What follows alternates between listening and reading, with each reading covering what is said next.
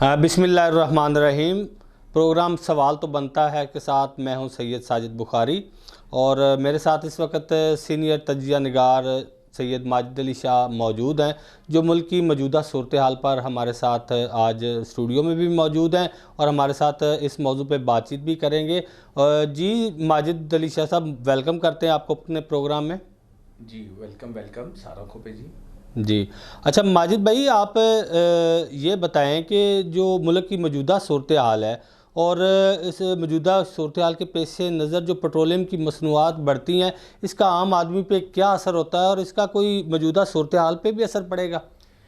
साजिद भाई, सबसे पहले तो बड़े अफसोस से कहना पड़ता है कि इक़्तिदार के अवान इक़्तिदार की जंग में और दीगर सियासी इक़दामात में इनको किसी नवैयत का कोई फिक्र नहीं कि अवाम पे किस तरह की गुजर रही है।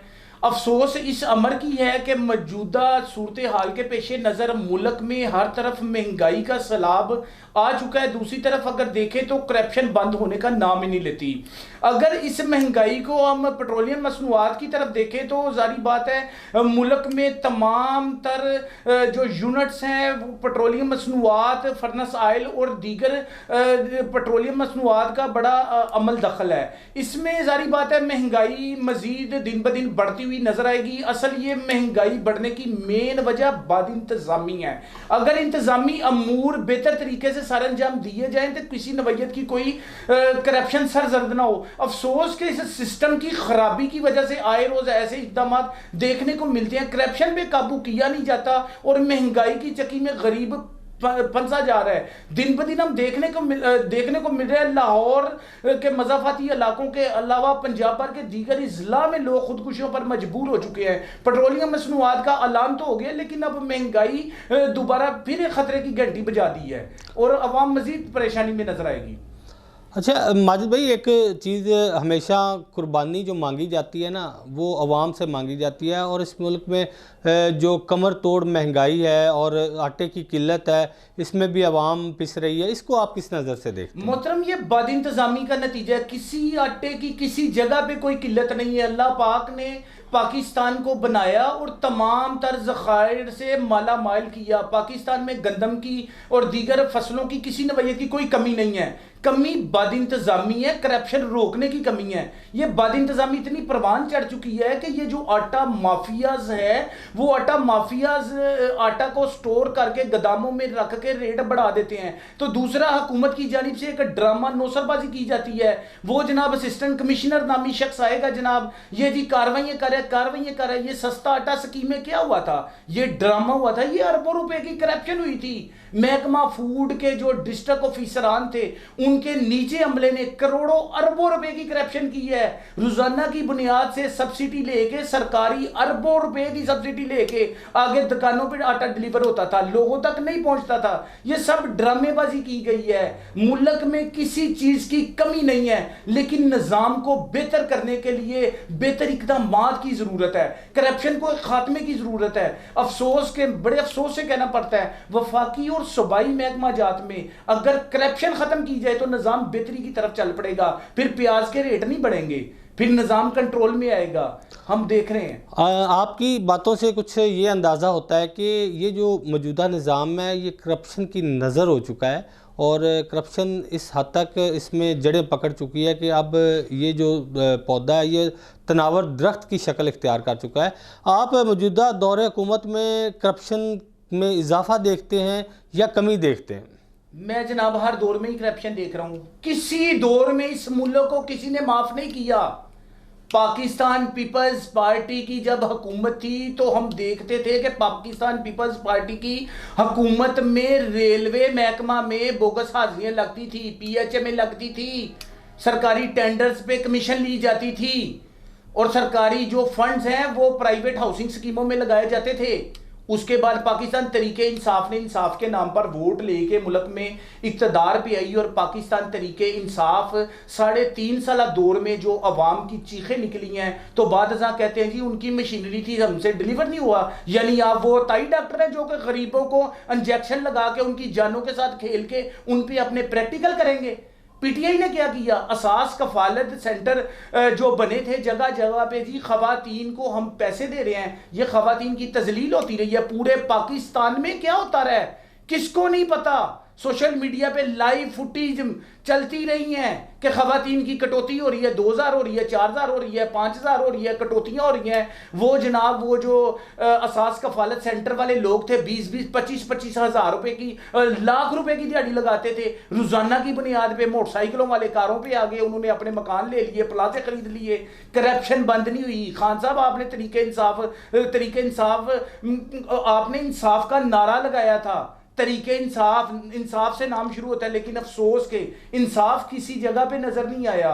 हर जगह पे बद इंतजामी नजर आई, बद इंतजामी परवान चढ़ती रही और उन्हीं का बीज बोया हुआ आज हम काट रहे हैं। दूसरा, जब इमरान खान के दौर में जब महंगाई का सैलाब बरपा हुआ तो अवामी हलकों के अलावा सियासी समाजी कारकुनान और तमाम पार्टियों की जानिब से मौक़िफ़ इख्तियार किया गया कि जनाब मुल्क में महंगाई हो गई है, ये महंगाई ख़त्म होनी चाहिए, इसका खात्मा होना चाहिए, लोग खुदकुशियाँ कर रहे हैं, तो जनाब ये हुकूमत का तख्ता उल्टना चाहिए। तो हुकूमत का तख्ता उल्ट गया। अल्हम्दुलिल्लाह हुकूमत का तख्ता उलटने के बाद मुस्लिम लीग नून ने अपनी हुकूमत कायम की। जब मुस्लिम लीग नून ने अपनी हुकूमत कायम की तो वही शबाशी जो अरशादात फरमा दिया करते थे कि जनाब एक धेले की करप्शन ही होगी, अवाम को बड़ा रिलीफ मिलेगा। अब अवाम को क्या रिलीफ मिला है? मार्केट से प्याज गायब हो गया जो 20 रुपए किलो बिकता था। कभी आटा गायब हो जाता है, कभी गंदम गायब हो जाती है। किस जगह पे करप्शन किस दौर में खत्म हुई है? मैं तो माजिद भाई एक चीज़ यह कहता हूँ कि ये समझता हूँ कि यहाँ कुछ गायब नहीं होता, बस आवाम ही गायब हो जाती है।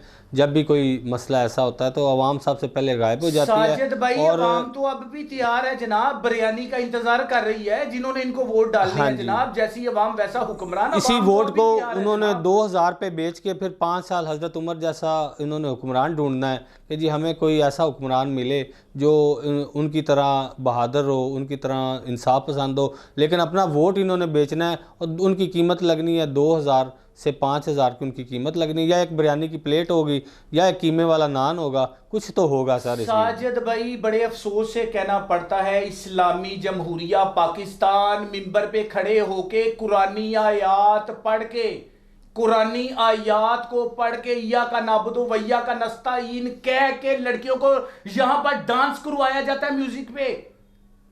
क्या हो रहा है इस मुल्क में? खिलवाड़ हो रहा है। मैं जबान खोलना नहीं चाहता। इस मुल्क के साथ क्या किया इन सियासतदानों ने?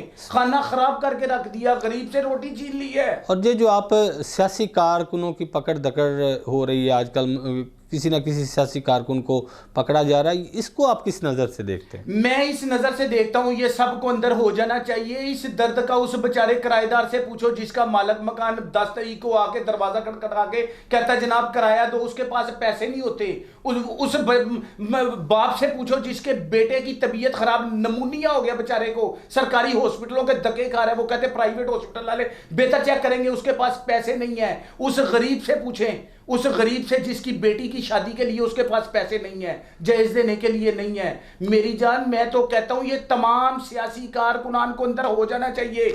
अवाम को अपने हक का पता होना चाहिए। अवाम मिस यूज होती आई है, ये भोली भाली अवाम जिसके नारे लगाए एमपी एमएनए साहिबान आते हैं, जब इलेक्शन वोट के टाइम आता है तो यही लोग हमसे हाथ डलवा रहे होते हैं। यही कहते हैं मेरी माँ मेरी बहन जी ये कर दूंगा वो कर दूंगा, और यार कुछ भी नहीं होता। 5 साल हम इनकी शक्लों को तरस जाते हैं। लेकिन पार्टी का पता है मुझे। इसका माजिद भाई एक और भी तो आप 5 साल अगर उन्हें शक्ल नहीं दिखाते तो फिर वोटर 5 साल बाद उन्हें अपनी शक्ल क्यों दिखाते?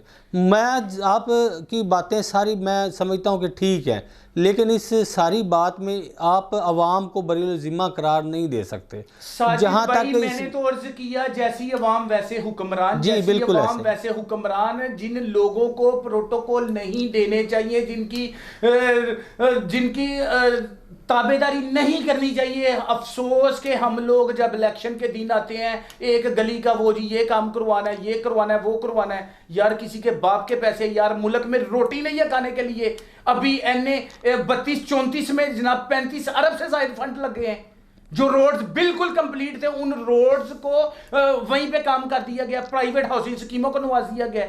किस जगह पे मुझे बता दे करप्शन नहीं है। मैंने जो अरबों रुपए के मंसूबे थे वो आज तक फाल नहीं हो सके। मैंने एक चीज़ माजिद भाई और नोट की, आप सोशल मीडिया पे देखते होंगे ना, लोग सारा दिन पोस्टें लगा रहे होते हैं, जी हम इस दफ़ा कोई एमएनए आया तो हम ये कर देंगे, हम वो कर देंगे, लेकिन उसके बाद जब एमएनए को मैंने उस हल्के में देखा है तो लोग फूलों के हार पहना रहे थे और उसका साजिद इस्तकबाल भाई कर रहे कहने थे। से कुछ नहीं होगा, अमली इकदामात करने पड़ेंगे। बात इक़्तिदार की नहीं, बात मुल्क बचाने की है। इस मुल्क की बेहतरी के लिए तमाम तरह से लोगों को आगे लेके आना चाहिए। जो लोग ऑनेस्ट हैं, कभी लोग जाली डिग्री वाले को आगे ले आते हैं, कभी गुंडे बदमाश कब्जा माफिया को आगे ले आते हैं।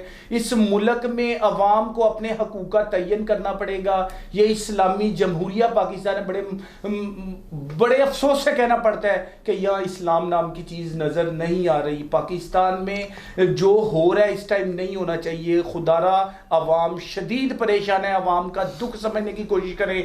सरकारी गैर सरकारी महकमा जात में हम देख रहे हैं, वफाकी महकमों में और सूबाई महकमों में अंधेर नगरी चौपट राज है। एक बंदा अरबों रुपए की फैक्ट्री लगाई है तो वो जनाब लाखों रुपए की बिजली चोरी करता है, उसका बिल वो रेडी बांध देता है, जो जनाब 300 रुपया दिहाड़ी कमा के अपने बच्चों का पेट पाल रहा है। ये बद इंतजामी है, बद इंतजामी परवान चढ़ चुकी है। बद इंतजामी को रोकना पड़ेगा। खुदारा अपने आप पे रहम करें। अपने अवाम भी आइंदा सिलेक्शन करने वाले का करदार देख लें, उसका माजी देख लें और उसके तमाम तर महरक़ात देख के फैसला करें। अवाम को भी उठ खड़ा होना पड़ेगा, अवाम को अपना करदार अदा करना पड़ेगा। जी, अवाम को भी अपना किरदार अदा करना पड़ेगा। तो सीनियर तजिया निगार सैयद माजिद अली शाह हमारे साथ मौजूद थे। उनकी बातों में आपको एक दर्द नज़र आता है, एक शिकवा भी नज़र आता है। शिकवा उन्हें पाकिस्तानी अवाम से है और अब पाकिस्तानी अवाम का भी वो दर्द अपने दिल में रखते हैं। इसी के साथ अपना प्रोग्राम का अख्ताम करते हैं। इजाज़त दीजिए, अल्लाह हाफ़िज़।